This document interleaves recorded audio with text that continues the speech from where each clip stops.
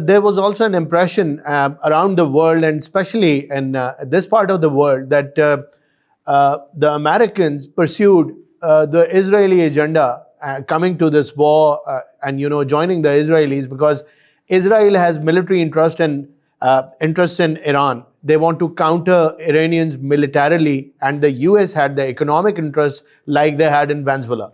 So, was it? Is this statement right? If we say that the U.S. wanted to kill two birds with one stone, joining hands with the Israelis, coming here, taking care of the military business, the nuclear issue, and at the same time the oil reserves. Do you agree?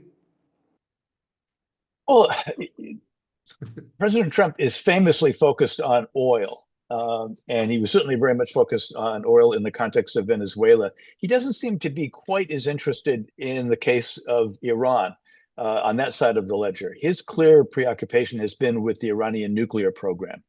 And I think there's been some very good reporting on this that has come primarily from the New York Times. And it does appear that Prime Minister Netanyahu had a great deal of influence on President Trump in deciding to attack Iran and to attack Iran now.